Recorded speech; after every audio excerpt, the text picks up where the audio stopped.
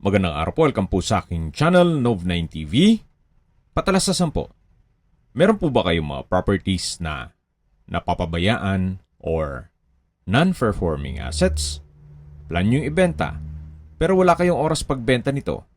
Kung ito'y pagkakatiwala nyo po sa amin, tawag lang po kayo sa aking numero, usap po tayo, gawan ko po ng video for free. Yes, libre po. Wala po kayong babayaran. Tutulungan pa namin kayong mabenta ang inyong property. Kami na po bala sa marketing, sa boosting, pati po sa paid advertisements, even sa tripping. Hindi na po kayo mapapagod sa pag-entertain ng mga buyers. Kami na po bala sa lahat. Tawag lang po kayo. Nandito po tayo ngayon sa isang exclusive subdivision na malapit po sa Tagaytay. Ito pong bagong video presentation natin ay isang house and lot. May lot area po ito na 419 square meters. At ang floor area naman ay 318 square meters. Ito po ay fully furnished. Lahat pong furnishings ay nabili nila sa mga high-end na furniture shops gaya ng West Elm at Crate and Barrel. At lahat pong kwarto ay may aircon units, brand new. Meron din pong CCTV, halos bago pa po ito. Almost a year old pa lang. May concrete fence, may glass walls and windows. At ang kagandahan pa po dito, meron pong overlooking view ng Taal Lake at Volcano. Punong-puno rin po ito ng ornamental plants. At naka-automatic blinds na rin po yung sa second floor. At ang kitchen showcase naman ay worth 1.5 million. Yan po yung side view ng bahay at ito naman po yung facade. Ito po ay modern design. At ang katabing lote po ay open space na po yan. Pwede nyo pong gamitin na gawing garden pero hindi pwedeng lagyan ng permanent na structure. Wala naman po kayong ipapagawa na dito, gawa ng halos bago pa po ito. Tunghayan nyo po ang kapaligiran, napakatahimik po, sariwa ang hangin at malamig po ang klima. Meron din pong overlooking view ng Taal Lake at Volcano at ito'y nasa mataas na lugar. Ang estimated elevation above sea level ay 2,000 feet more or less. Ito po yung pedestrian gate. Pasok po tayo.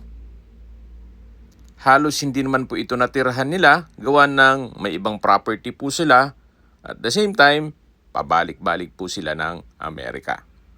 Yan po yung garahe o covered car garage. Yan naman po yung main gate at yan po yung access naman papunta sa kusina.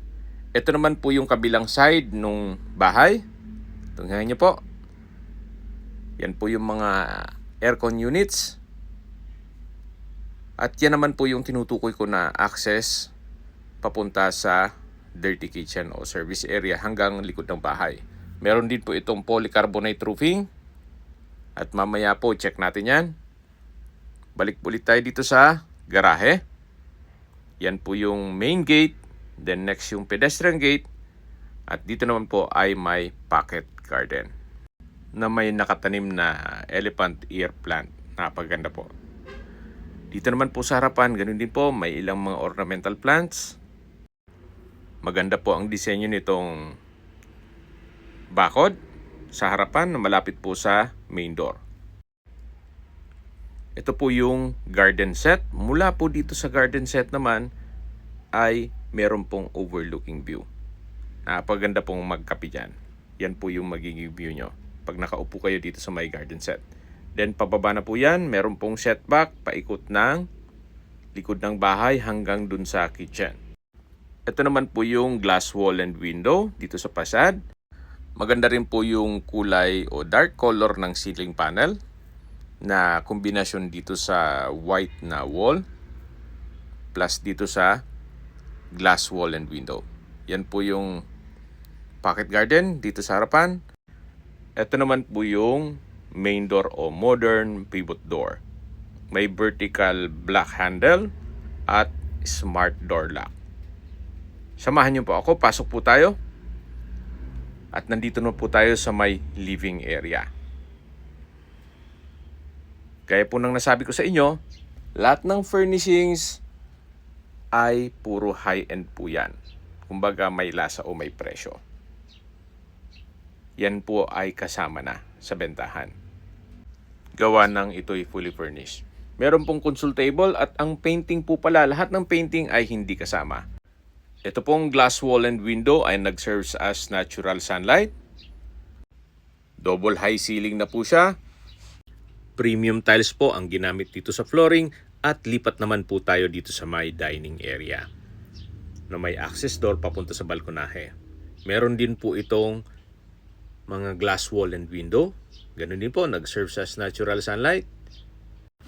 Meron pong 6-seater na dining set at may Vindcast pendant lamp na 20 inches. May console table din rin po dito at cabinet.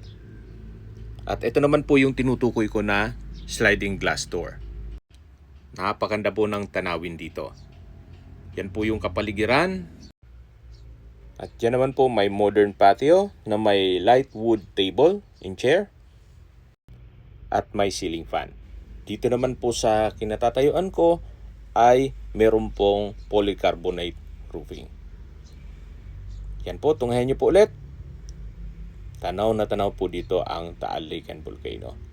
Napakaganda po ng tanawin. Very relaxing. At yan naman po ang inyong mga magiging kapitbahay. Balik po ulit tayo dito sa loob. Ito po ulit yung dining area. Then may pendant lamp. May ceiling fan. May dining set. At dito naman po yung living area o salas na naka-double high ceiling, may ceiling fan. Sa dulo po yung main door at katabi lang nung hagdan at powder room. Lipat po tayo dito sa may formal kitchen. Meron po itong breakfast nook na may dalawang high chair at pendant lamp. Ito po yung tinutukoy ko na yung showcase nito o buong package nitong formal kitchen ay 1.5 million. Napaganda po ng disenyo ng modern kitchen. May kitchen countertop, induction cooker, range hood, modular kitchen cabinet, LED lights, then double sink with faucet, built-in oven and microwave, may refrigerator, at dito naman po yung dirty kitchen. May kitchen countertop, stainless sink with faucet, may wall-mounted rack, at may range hood na rin po siya. Sa baba po ay may storage ng kitchen utensils. Dito naman po yung maid's room. May ceiling fan, may glass window, bed frame with mattress, bedside table, at may sariling toilet and bath. May hand wash basin, from floor to ceiling po ang tile bathroom wall. May water closet with bidet, shower curtain, at may overhead shower na rin po siya. Then may bathroom window. Ito po ang toilet and bath ng maid's room. May wall-mounted TV na rin po siya. At labas po tayo. Ito po ulit yung dirty kitchen na na-present ko na sa inyo kanina. At ito naman po yung access door papunta dito sa service area o laundry area. Actually, napakita ko na po ito sa inyo kanina mula po dun sa garahe. Medyo sumilip tayo dyan. Yan po ulit yung maid's room. Ito yung dirty kitchen. At balik po ulit tayo dito sa formal kitchen. Yan po yung double door na refrigerator, yung oven at microwave. Yan po ulit yung living area, yung main door, at dito naman po yung dining area. At ito naman po yung unang kwarto. Kung meron man po kayong PWD or senior citizen sa pamilya, itong kwarto na to ang para sa kanila. May split type aircon, may bed frame with mattress,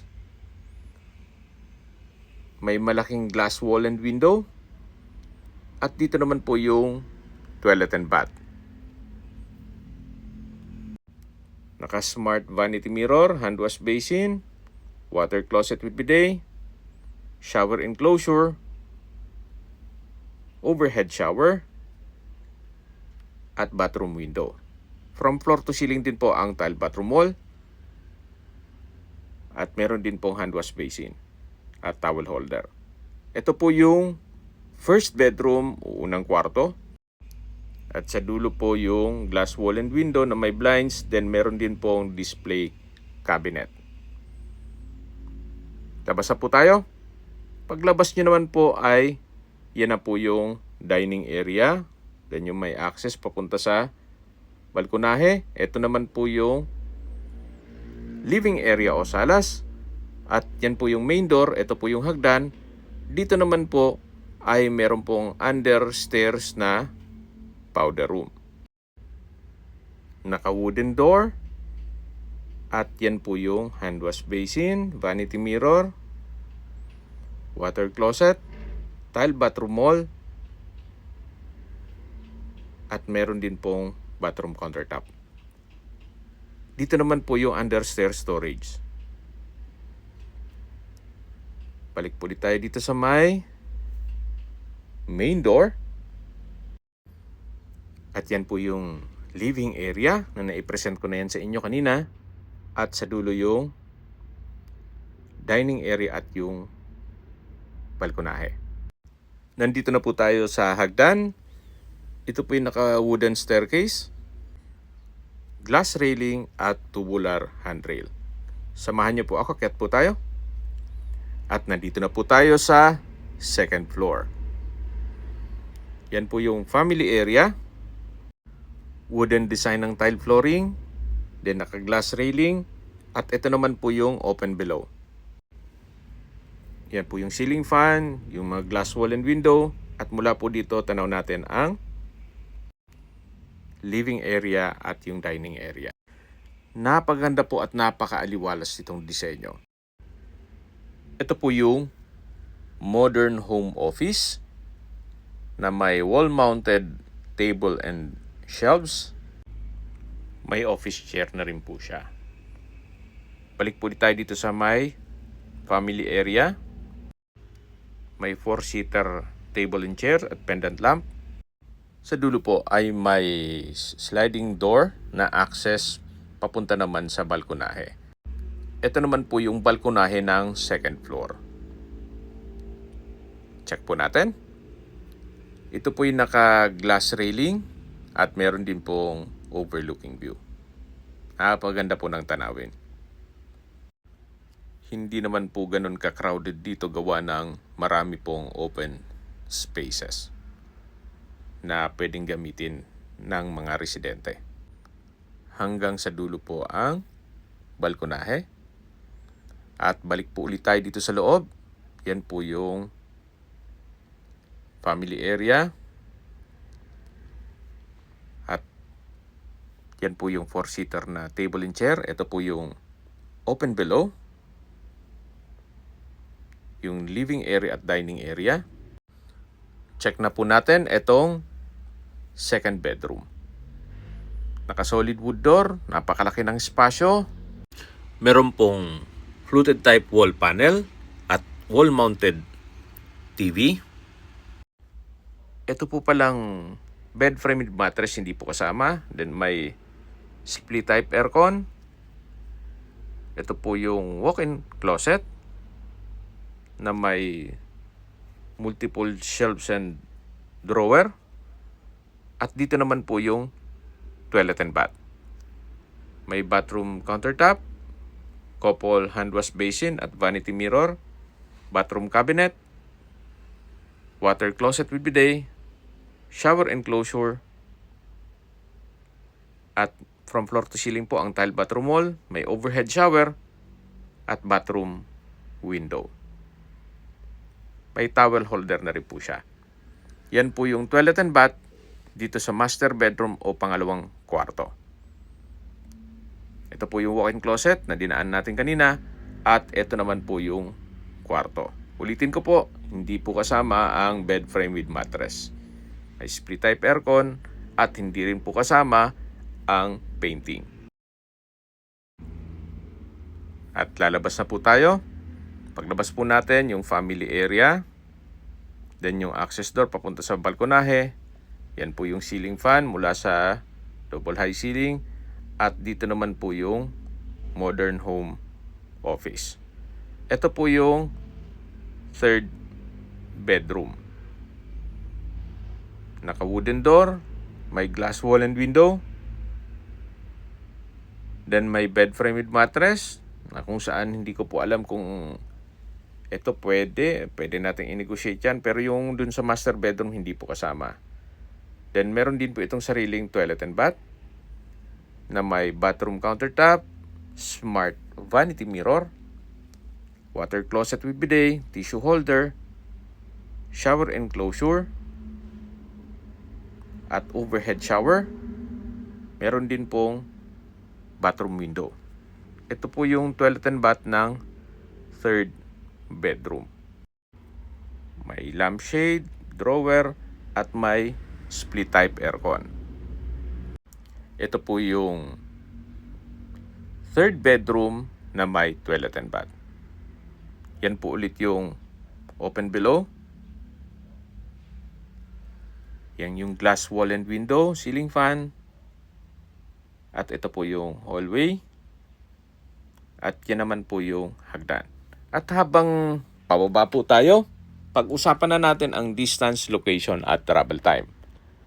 Mula po sa highway na Tagaytay Nasugbo, ito ay may distance na 3.3 kilometers at ang travel time is 7 minutes. Mula naman po sa Twin Lakes, ang distance is 5 kilometers at ang travel time is 10 minutes.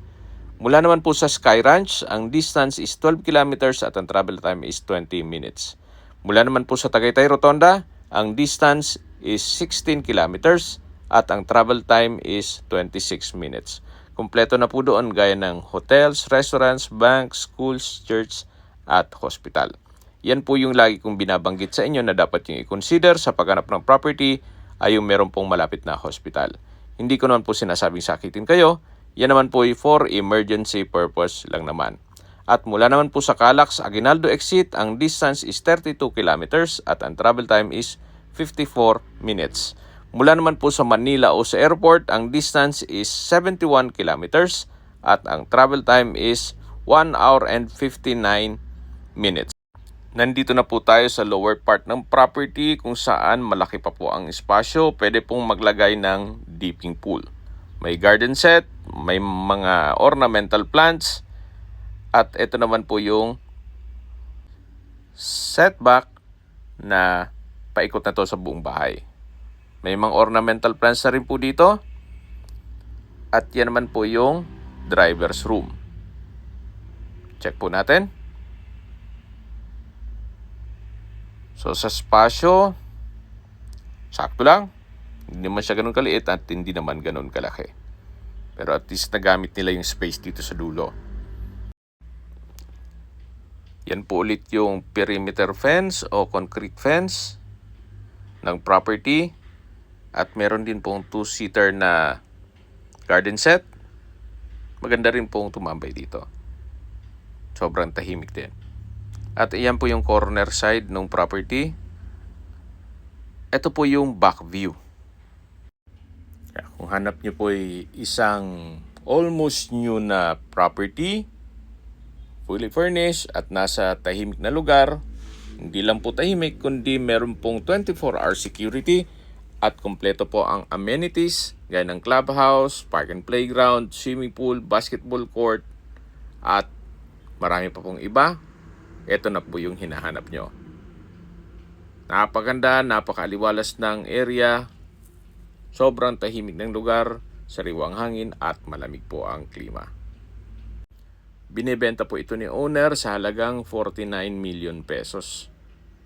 Kung may mga katanungan po kayo, tawag lang po kayo sa aking numero. At sa mga kababayan naman natin nasa ibang bansa, Meron po akong WhatsApp, Viber, Telegram at Signal. Same number lang po, 0917-316-3399.